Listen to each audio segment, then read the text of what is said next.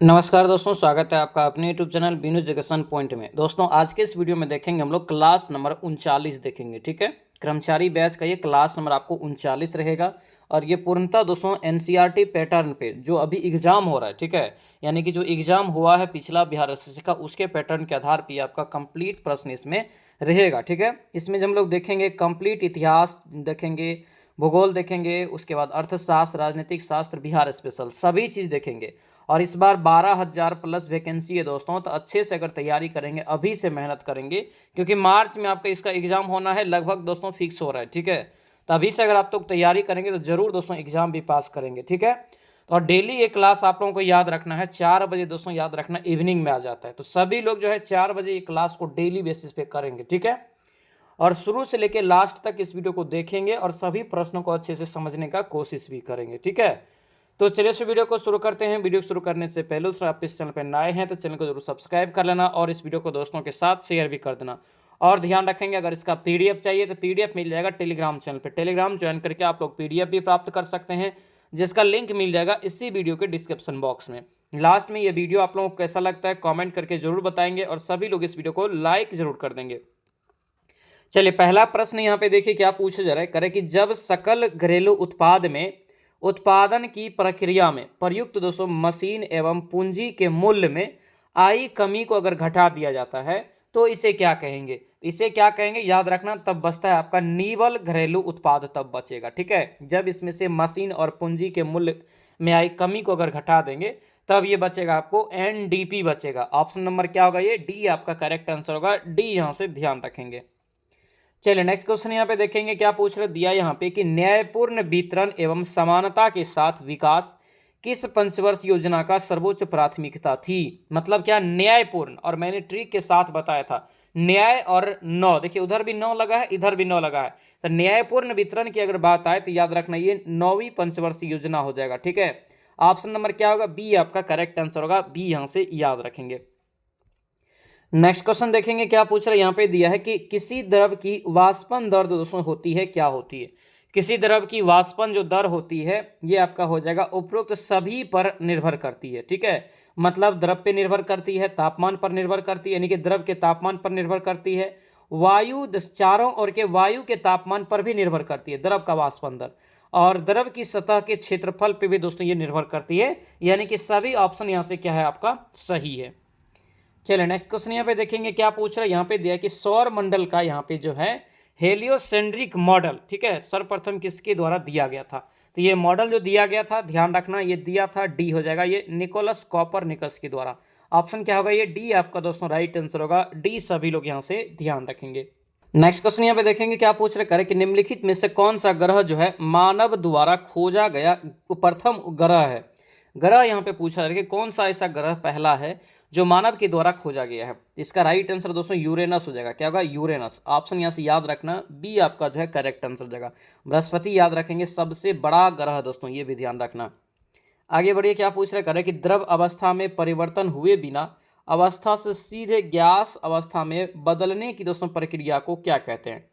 इस बदलने की जो प्रक्रिया होगा इसे क्या कहेंगे? तो याद रखना, इसे ऊर्ध्वपातन कहेंगे। ठीक है, देखिए सीधा ये जो है यानी कि जो ठोस है ये ठोस होता है, ये द्रव हो गया, ये आपका गैस हो गया। तो ये क्या होता है? द्रव में जाए बिना ये डायरेक्ट ठोस क्या होता है तो आपको गैस में बदल जाता है, यही कहलाता है सब्लिमेशन या ऊर्ध्वपातन। ठीक है, ये ऑप्शन क्या हो जाएगा? बी आपका करेक्ट आंसर होगा। इसी का जब उल्टा होगा, गैस से सीधा ठोस में बदल जाएगा, तब वो क्या कहलाता है? प्रति ऊर्ध्वपातन कहलाता है। ये भी प्रश्न आपका पूछा जाता है।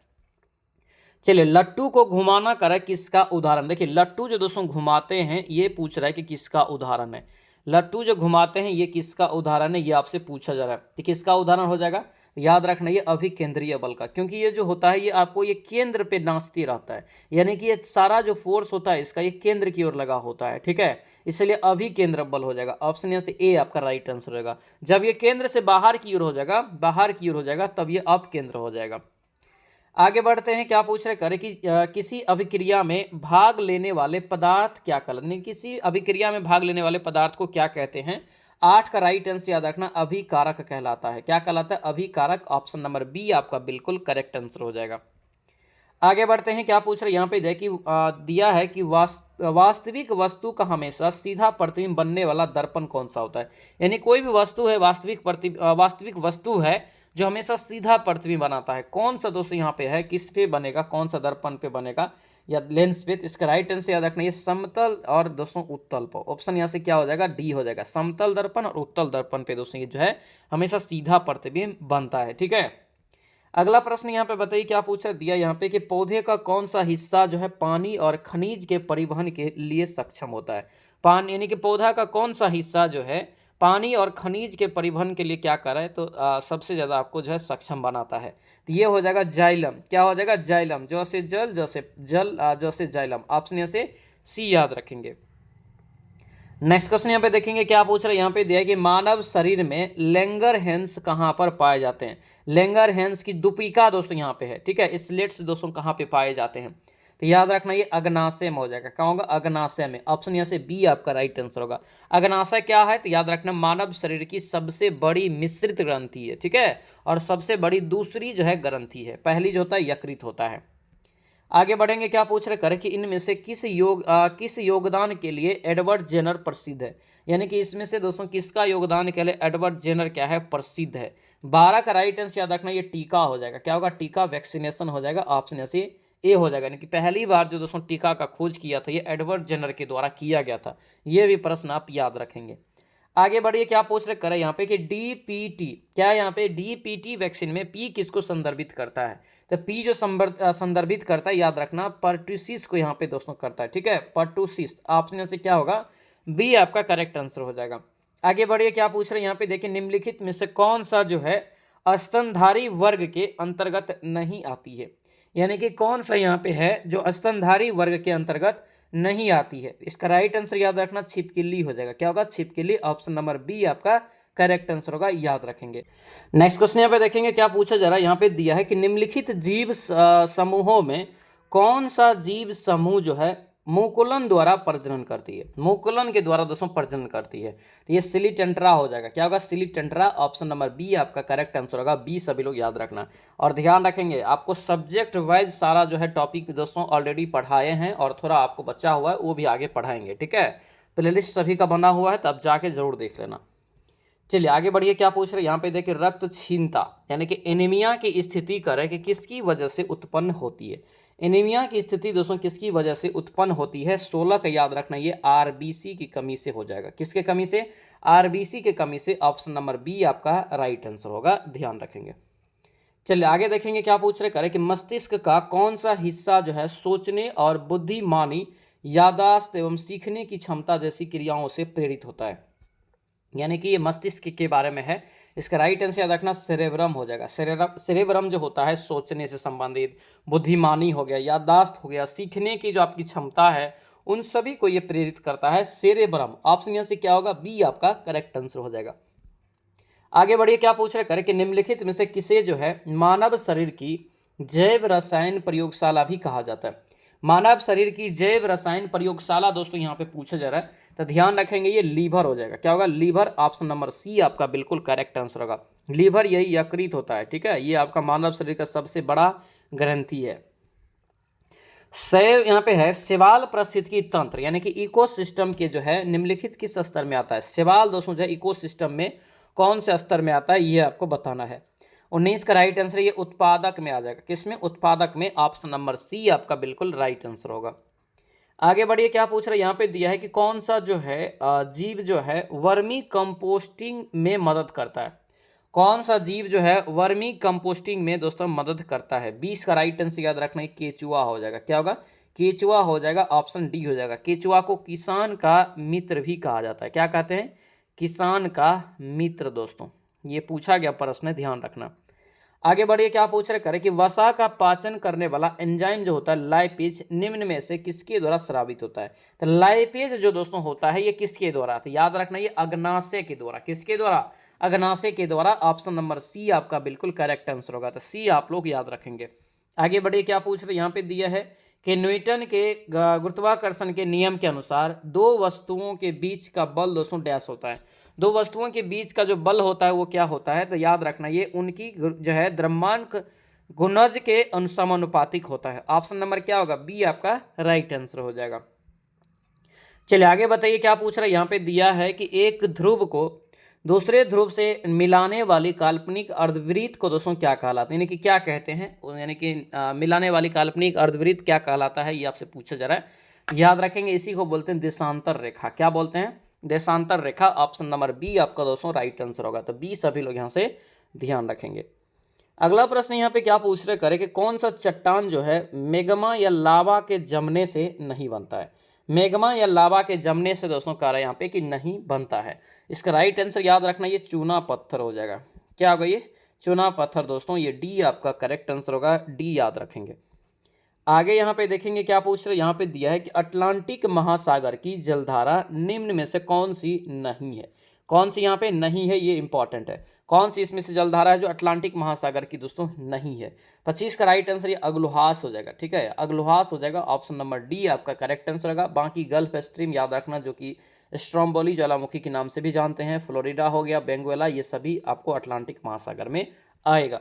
आगे बढ़ते हैं, कथन पर विचार कीजिए। ठीक है, कथन पे विचार करके अब बताइए कि कौन सा कथन इसमें से सही, कितने कथन सही है, यानी कि 3-4 कथन आपको दिया है, 4 में से कितने कथन जो है सही है। तो यहाँ पे दोस्तों डी हो जाएगा, सभी कथन इसमें से सही है। यानी कि 1000 मीटर से 2200 मीटर तक की ऊंचाई वाले क्षेत्र में आर्द्र जो है यहाँ पे शीतोष्ण कटिबंधीय वन पाए जाते हैं, बिल्कुल राइट। उसके बाद 1500 से 3000 मीटर की ऊंचाई के बीच शंकुधारी वन पाए जाते हैं, ये भी राइट है। 600 यहाँ पे दोस्तों 3600 मीटर से अधिक ऊंचाई पर जो अल्पाइन वनस्पति पाई जाती है, ये भी सही है। और अधिक ऊंचाई वाले भागों में लीचन घास पाए थे। कौन सा घास, लीचन घास, तो ये भी आपका सही है। इसलिए चारों ऑप्शन यहाँ से क्या हो जाएगा, इसका करेक्ट आंसर हो जाएगा। आगे बढ़िए, क्या पूछ रहे करें कि भारतीय रेलवे ने विविध संस्कृति के लोगों को करे कि एक साथ लाकर भारत के स्वतंत्रता संग्राम में योगदान दिया है।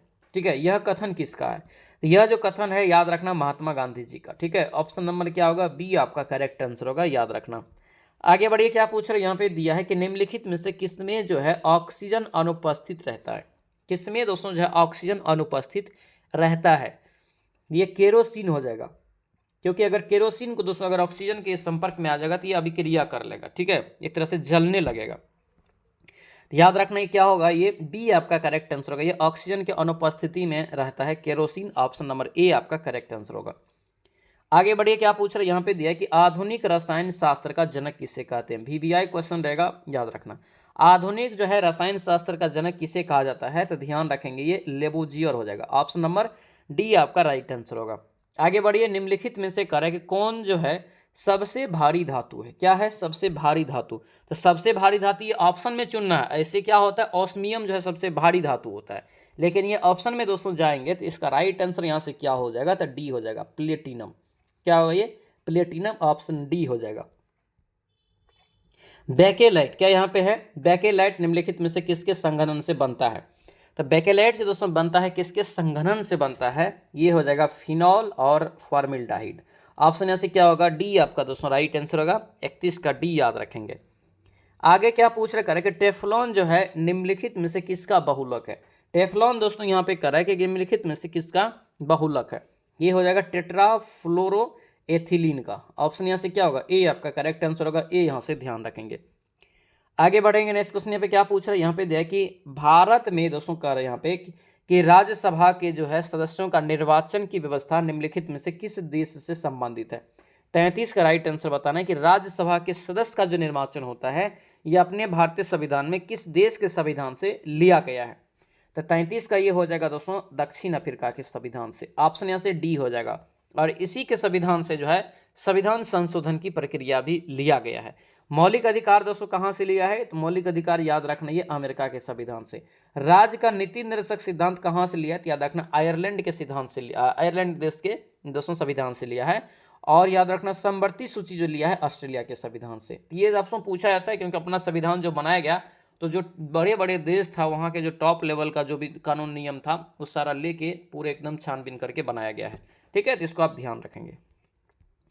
चलिए अगला प्रश्न यहाँ पे बताइए, अंतर्राज्यीय परिषद के गठन का जो है प्रावधान भारतीय संविधान के किस अनुच्छेद के तहत है। अंतर्राज्यीय परिषद के गठन जो होता है कितनी अनुच्छेद के तहत, याद रखेंगे 263 अनुच्छेद। ऑप्शन यहाँ से क्या होगा, बी आपका करेक्ट आंसर होगा। ये भी कई बार आपको एग्जाम में प्रश्न पूछा गया है, याद रखना। आगे क्या पूछ रहे हैं, कि राष्ट्रपति के उम्मीदवार के लिए क्या आवश्यक नहीं है। देखिए क्या आवश्यक नहीं है ये पूछा जा रहा है। तो यहाँ पे सबसे पहले तो देखिए आयु 35 वर्ष या उससे अधिक, ये आपका बिल्कुल क्या है, सही हो जाएगा। देश का नागरिक, ये भी बिल्कुल करेक्ट है। पढ़ा लिखा हो, ये बिल्कुल यहाँ पे दोस्तों गलत है। होना चाहिए ये सही है, लेकिन दावे के साथ नहीं कह सकते, होना ही चाहिए तभी आप राष्ट्रपति बन सकते हैं, ठीक है। नहीं भी पढ़ा लिखा हो चलेगा, बहुत पढ़ा लिखा भी है तब भी आप राष्ट्रपति बन सकते हैं, ठीक है। यानी कि ये आप दावा के साथ नहीं कर सकते, ये आवश्यक जो मांग है उसमें ये आपका नहीं आता है। बाकी लोकसभा के सदस्य चुने जाने योग्यता रखना चाहिए, ये भी आपका क्या है, सही है। सी आपका रॉन्ग हो जाएगा। आगे बढ़िए, कह रहे हैं यहाँ पे कि सरकारी सेवाओं में अनुसूचित जाति यानी एससी जनजाति एसटी के लिए दोस्तों यहाँ पे कह रहे हैं कि पदोन्नति से दोस्तों आरक्षण की व्यवस्था किस संविधान संशोधन के अधिनियम के द्वारा किया गया है। इसका राइट आंसर क्या हो जाएगा, 85वां संविधान संशोधन। ऑप्शन नंबर सी आपका राइट आंसर होगा। सी यहाँ से याद रखेंगे।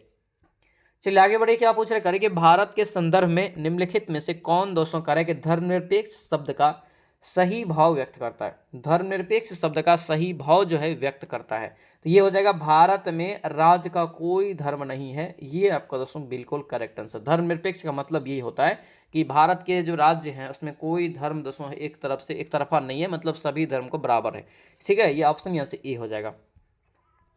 नेक्स्ट क्वेश्चन यहाँ पे है कि यदि भारतीय संघ में नए राज्य का सृजन किया जाता है, भारतीय संघ में दोस्तों जो है नया राज्य अगर बनाया जाता है तो संविधान की किस अनुसूची का संशोधन करना पड़ेगा।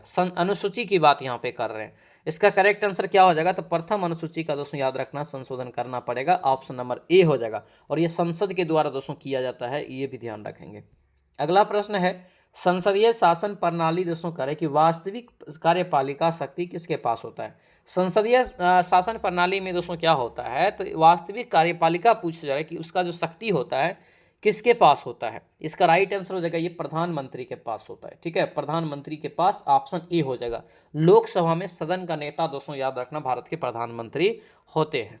चलिए अगला प्रश्न यहाँ पे बताइए, क्या पूछे, क्षेत्रीय परिषदों का सृजन जो हुआ था किसके द्वारा। क्षेत्रीय परिषदों का सृजन दोस्तों याद रखना ये हो जाएगा संसदीय कानून के द्वारा। लेकिन याद रखना ये जो अभी दोस्तों आता है ये आपको गृह मंत्रालय के अंतर्गत भी आता है। ऑप्शन यहाँ से क्या हो जाएगा, बी राइट आंसर हो जाएगा। आगे बढ़े, क्या पूछ रहे करें कि विष्णु पुराण जो है निम्नलिखित में से किस वंश से संबंधित है। विष्णु पुराण किस वंश से संबंधित है, याद रखना ये मौर्य वंश से हो जाएगा। कौन सा वंश, मौर्य वंश। ऑप्शन यहाँ से ए आपका क्या होगा, करेक्ट आंसर होगा, याद रखना। और गुप्त यानी कि पूछे आपसे कि वायु पुराण किस वंश से है, तो याद रखना ये गुप्त वंश से। ये विष्णु पुराण और वायु पुराण दोनों पूछा जाता है, वायु पुराण गुप्त वंश से। सर्वप्रथम करें कि दिल्ली के अमीरों का दमन निम्न में से किस शासक के द्वारा किया गया था। दिल्ली में जो अमीरों का दमन किया गया था किसके द्वारा किया गया था। क्वेश्चन यहाँ पे क्या है, याद रखना ये इल्तुतमिश के द्वारा दोस्तों किया गया था। ऑप्शन नंबर क्या होगा, बी आपका राइट आंसर होगा। बी आप लोगों को यहाँ से ध्यान रखना है। आगे बढ़ते हैं, क्या पूछ रहे यहाँ पे दिया कि निकोलो कॉन्टी जो है निम्नलिखित में से किस शासक के समय विजयनगर आया था। क्या पूछ रहे यहाँ पे कि विजयनगर जो आया था दोस्तों निकोलो कॉन्टी, ये किसके समय में आया था। जिसका राइट आंसर क्या हो जाएगा, 43 का। तो ध्यान रखेंगे ये देवराय प्रथम के समय में आया था। किसके समय में, देवराय प्रथम के समय में दोस्तों आया था। ऑप्शन नंबर ए आपका बिल्कुल करेक्ट आंसर हो जाएगा। अगला प्रश्न यहाँ पे देखेंगे, द्वितीय आंग्ल मैसूर युद्ध के समय भारत का गवर्नर जनरल कौन था। द्वितीय आंग्ल मैसूर युद्ध जब दोस्तों हुआ था उस समय भारत के गवर्नर जनरल कौन थे। इसका राइट आंसर क्या हो जाएगा, वारेन हेस्टिंग हो जाएगा, ठीक है। वारेन हेस्टिंग यहाँ से याद रखना। अगला प्रश्न यहाँ पे क्या है कि भारत के चावल के कटोरा के क्षेत्र के नाम से जाना जाता है किसको। भारत में दोस्तों कह रहे हैं यहाँ पे कि चावल के कटोरे के क्षेत्र से हम लोग किसको जानते हैं, नाम से। बहुत इंपॉर्टेंट प्रश्न है, याद रखना ये कृष्णा गोदावरी का डेल्टा क्षेत्र। ऑप्शन क्या हो जाएगा, ये बी आपका राइट आंसर होगा। बी अच्छे से आप लोग याद रखेंगे।